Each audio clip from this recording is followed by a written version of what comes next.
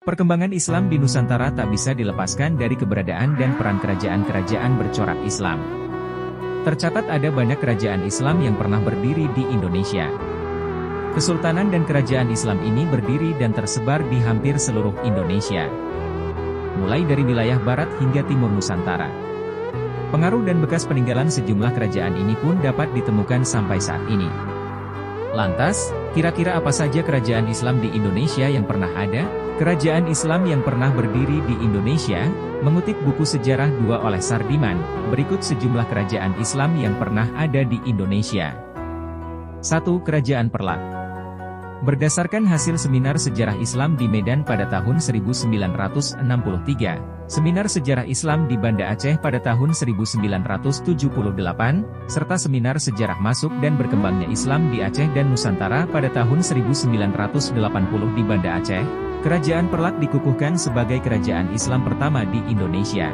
Bukti keberadaan Kerajaan Perlak, yakni Kitab Idarul Haq karya Abu Ishaq Makarani Al-Fasi, Kitab Tazkirah Tabakat Jumu Sultan As-Salathin oleh Syekh Syamsul Bahri Abdullah Al-Asyi, dan catatan Sayyid Abdullah Ibnu Sayyid Habib Saifuddin tentang silsilah Raja-Raja Perlak dan Pasai. Dari bukti-bukti tersebut, Kerajaan Perlak diketahui berdiri di Aceh pada 1 Muharram tahun 225 Hijriah atau tahun 840 Masehi. Raja pertamanya adalah Sayyid Abdul Aziz, yang bergelar Sultan Alaiddin Sayyid Maulana Abdul Aziz Shah.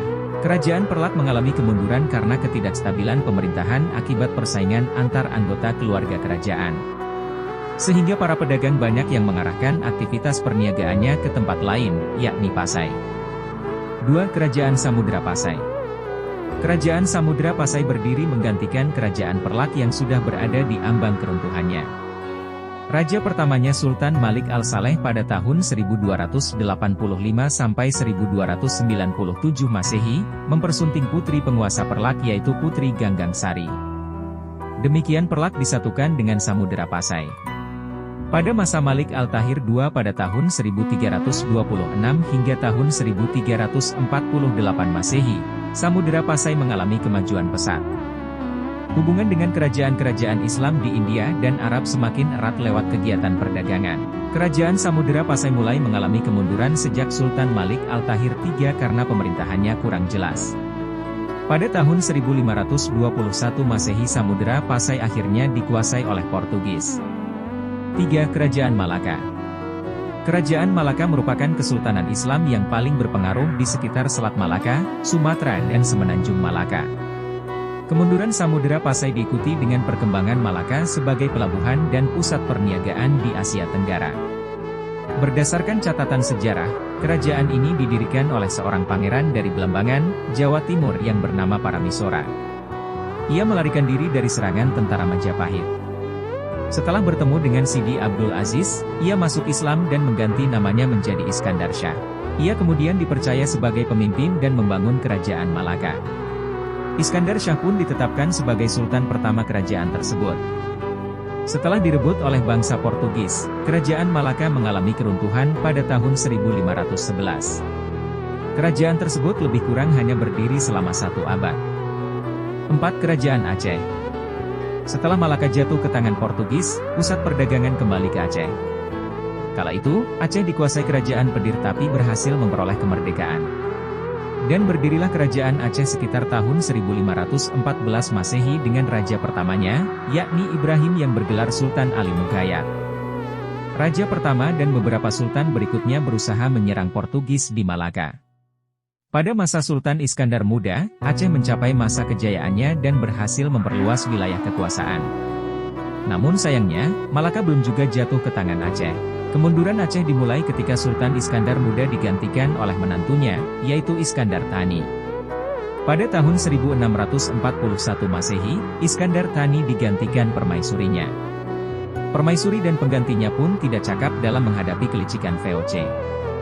5. Kerajaan Demak. Kerajaan Demak adalah kesultanan Islam pertama di Pulau Jawa. Kerajaan yang terletak di pesisir utara Jawa Tengah ini didirikan oleh Raden Patah pada akhir abad 15. Demak merupakan kesultanan peralihan dari Hindu-Buddha ke Islam.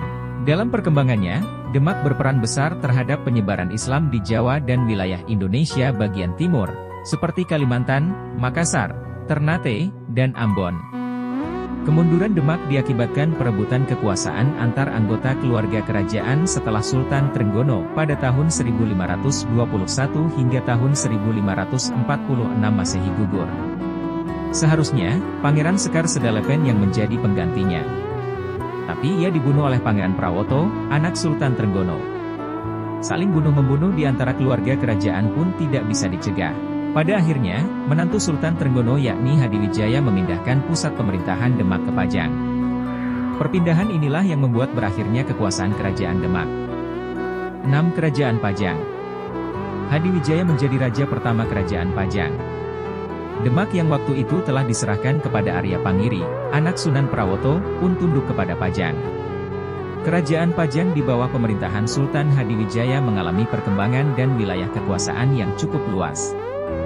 Dan pada tahun 1582, Sultan Hadiwijaya pun meninggal dunia. Arya Pangiri kemudian merebut Pajang dan berhasil menaiki tahta.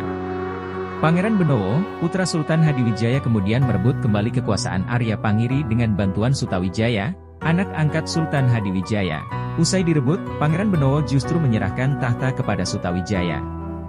Dengan berkuasanya Sutawijaya, pusat kerajaan Pajang dipindahkan ke Mataram. Demikian berakhirlah Pajang dan lahirlah Kerajaan Mataram Islam. 7. Kerajaan Mataram Islam.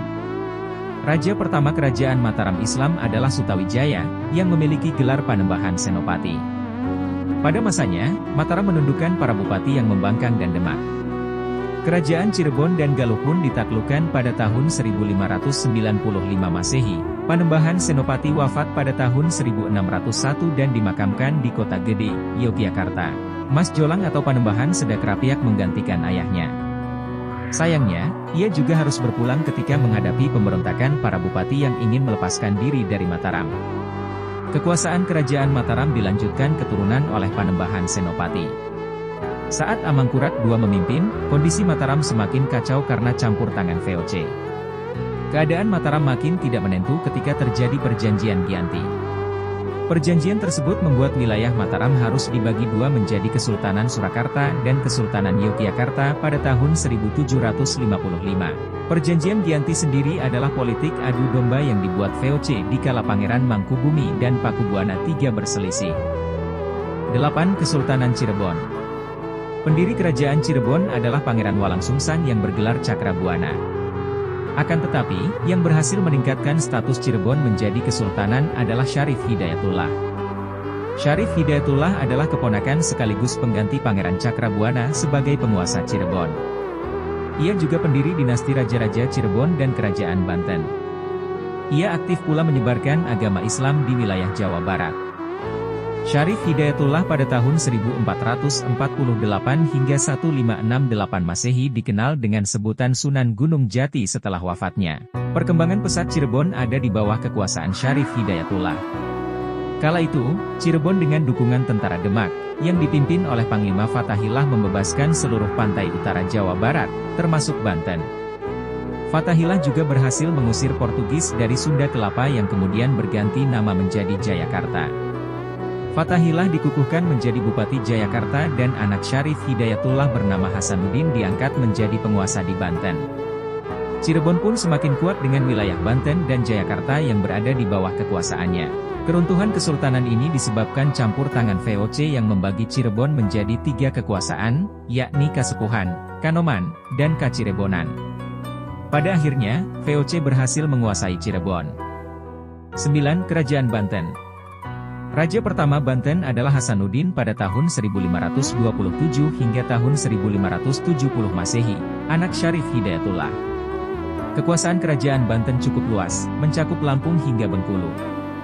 Pangeran Yusuf yang merupakan putra Hasanuddin pun menggantikan ayahnya sebagai raja di Banten. Penguasa Banten diteruskan oleh keturunan Hasanuddin. Saat Sultan Abdul Fattah atau yang lebih dikenal Sultan Ageng Tirtayasa tahun 1651 hingga tahun 1682 berkuasa, ia sangat anti kekuasaan asing. Ia pun melakukan perlawanan terhadap VOC di Batavia. Sayangnya, perselisihan di lingkungan istana membuat Banten mengalami kemunduran pada masa akhir pemerintahan Sultan Ageng Tirtayasa. Kebencian Sultan Ageng terhadap VOC juga ditentang Sultan Haji sebagai raja muda.